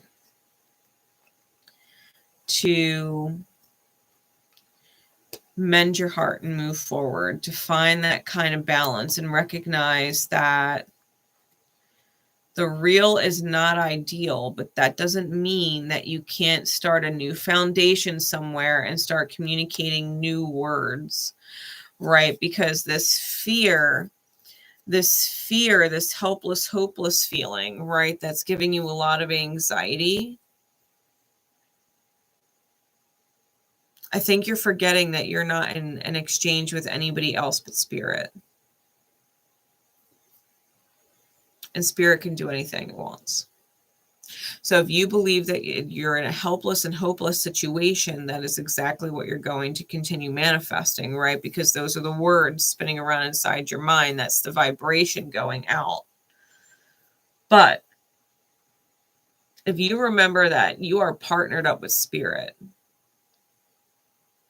that spirit is your partner, despite all other people that you partner with in this life, romantic or otherwise, that spirit is your eternal forever partner, that there's nothing that can't manifest. Like, think about it from that perspective. Spirit is your eternal forever partner, despite all other partnerships. And spirit is capable of miracles.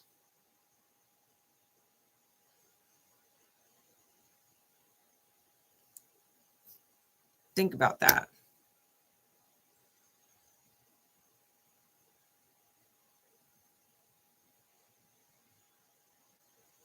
You might feel a lot of fear because we literally have the base chakra, which the duality of the root chakra, the base chakra, is trust versus fear. We got the hanged man here, which is 12th house, right? And it's Piscean energy and it's fears, right? It's the psyche that's been damaged to the point that there's fear in there.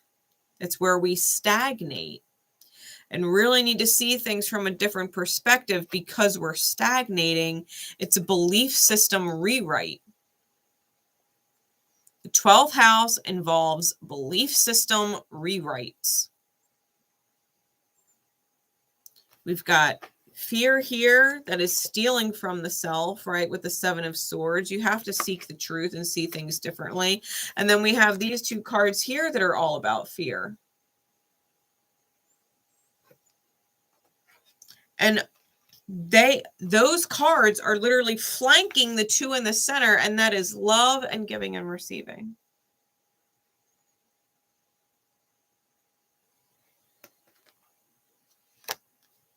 Do you not know you are the divine's beloved?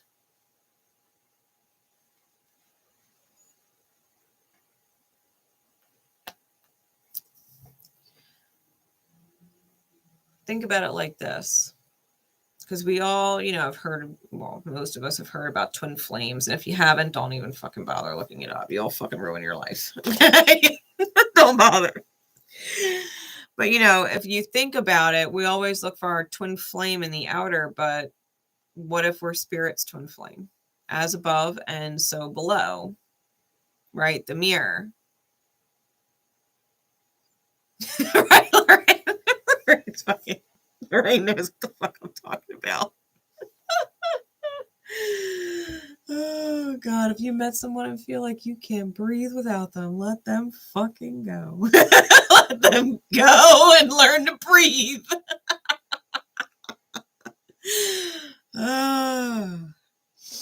So listen. I feel like this is you acknowledging the fact that you and spirit are divine lovers. You know what I mean? That you and spirit are divine lovers. And that there is nothing spirit wouldn't do for you if you just ask, right? If you just ask and have that conversation with spirit, like, this is what I really want, spirit.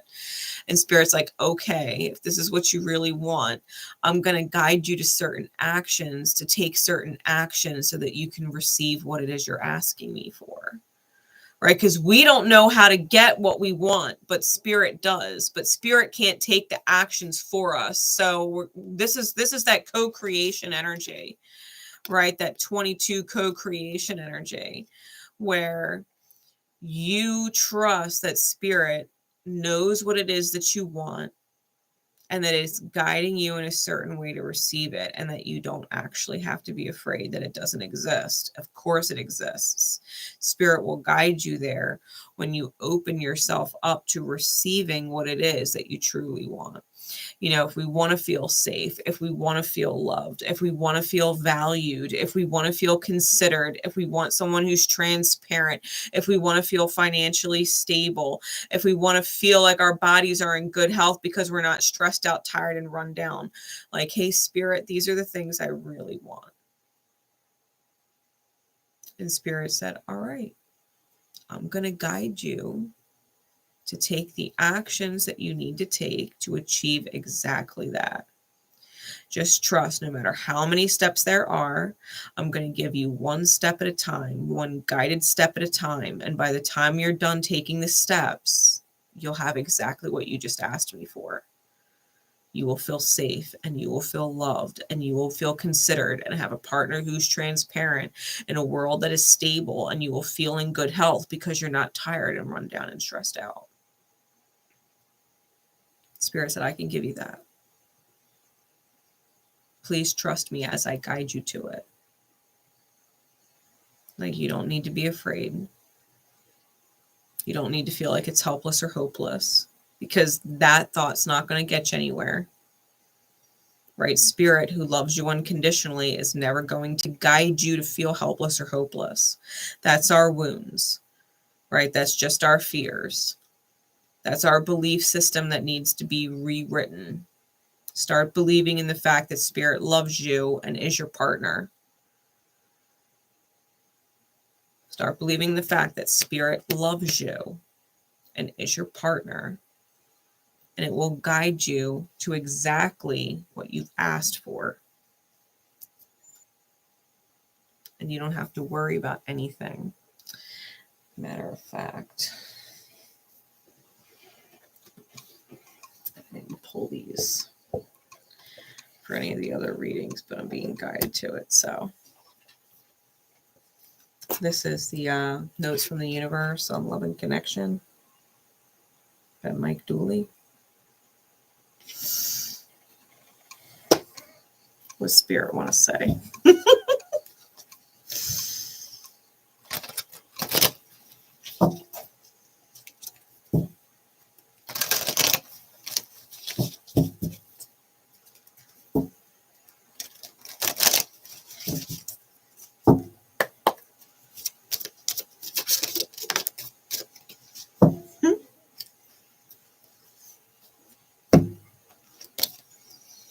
First off, top of the deck, I go where you go. Spirit's always with you. You're never separate, right? You're never separate from spirit.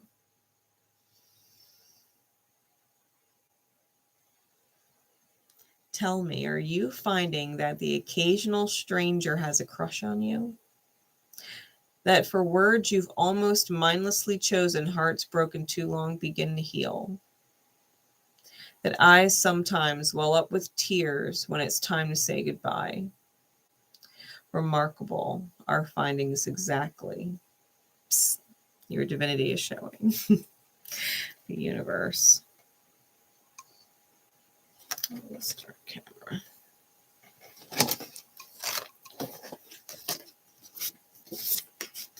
That was the top of the deck.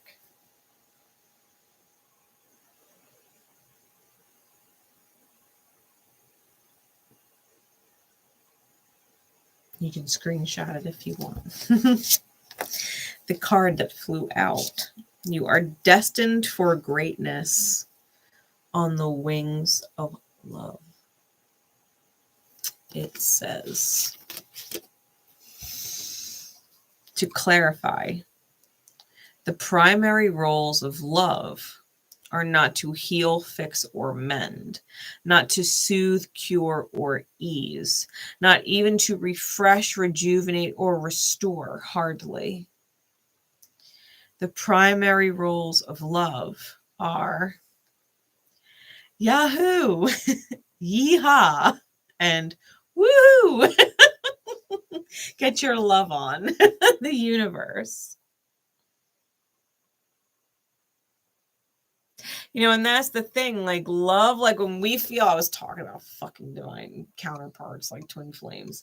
We feel this need to heal someone, right? We feel this need to love them into healing, to love them and fix them, right? To love them and mend them, to love them and soothe them, to love them and cure them or bring them ease, right? That our love would refresh them and our love would restore them. Like that's not love.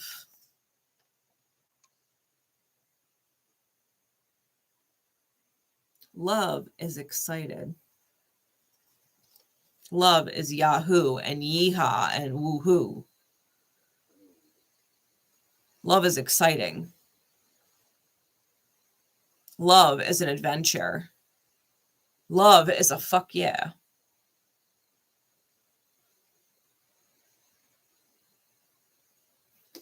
Love is felt after you've chosen to heal yourself instead of healing someone else. Because so long as you're focused on healing, fixing, mending, soothing, easing someone else, you're not doing that for yourself. So how can you feel the universe's love for you if you're stuck on stupid somewhere else? It's their fault they're not healed. It's their fault they're not mended. It's their fault they're in fucked up street. It's their fault they're living on fucked up street. They could move. They don't want to move. They like being on fucked up street. Well, do you want to go visit them on fucked up street and spend the night on fucked up street and move in on fucked up street with them? No. No. I want to live on Bliss Boulevard. I don't know about you, but fucked up street's fucked up. It's fucked up. I'm not living there. No.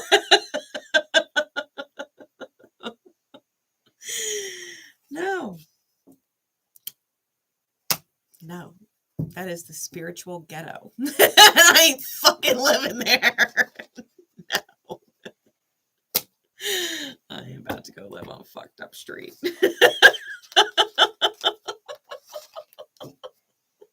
People can live wherever the fuck they want. That's fine. No judgment, no shade. I prefer Bliss Boulevard.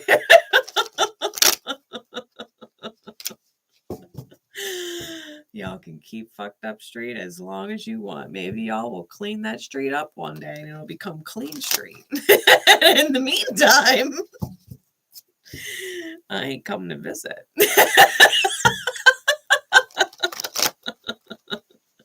I ain't coming to visit. I'll love you from a distance, sweetie. I'll send you a postcard from Bliss Boulevard. Oh my God. Really? With that said, y'all. Brenda, I don't know if I've ever had you in my chat before. It's nice to see you. Welcome.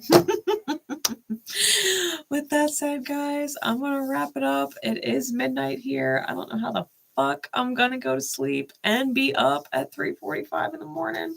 I might have a really strong cup of coffee. Have a couple. Say, fuck it. Let's go balls to the wall. And just stay up. Fucking who takes a 3-hour nap at 6:30 until fucking 9:30? Like, I do. I do. Oh, thanks, Brenda. Yeah, so, you know, I love y'all. I have faith that the replays will serve you well. You can go back and, you know, catch the intro where I talked about all the astrology.